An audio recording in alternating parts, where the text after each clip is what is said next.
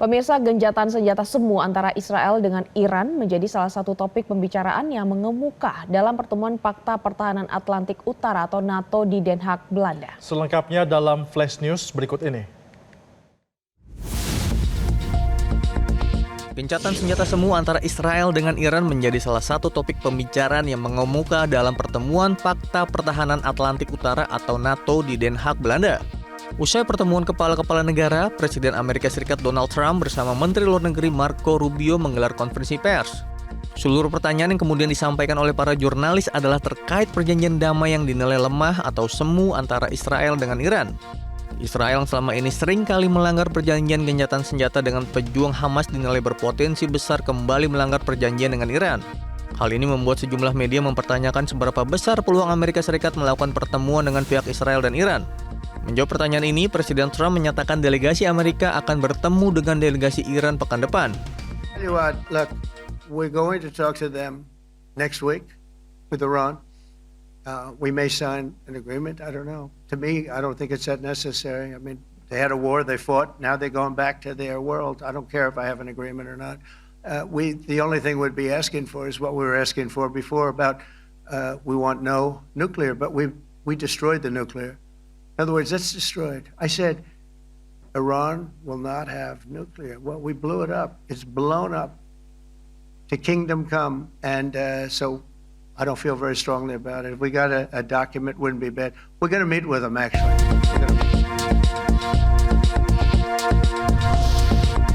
Puluhan warga Palestina di Khan Yunis, jalur Gaza kembali dengan tangan kosong setelah menunggu lama di kota Rafah untuk menerima bantuan kemanusiaan. Mereka mengeluhkan kekacauan dan insiden penembakan yang terjadi di sekitar lokasi distribusi. Bantuan yang didistribusikan oleh Gaza Humanitarian Foundation, kelompok yang dipimpin oleh Amerika Serikat, diharapkan dapat meringankan beban warga Gaza. Namun, realitas di lapangan justru menyisakan luka dan ketakutan.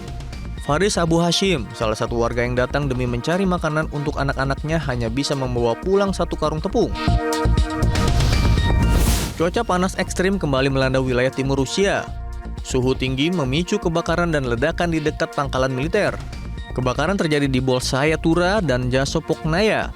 Di dekat fasilitas militer, api memicu ledakan dari bahan peledak yang belum meledak. Pesawat pemadam dikerahkan di Atamonovka untuk menangani kebakaran hutan. Warga di Irkutsk mendinginkan diri di danau dan air mancur. Hewan-hewan di kebun binatang disiram air untuk meredakan panas. Suhu di Siberia mencapai lebih dari 30 derajat Celcius dan diperkirakan akan terus meningkat dalam beberapa hari ke depan. Hujan deras yang melanda wilayah Guangxi, Tiongkok membuat banjir di sejumlah daerah di wilayah tersebut.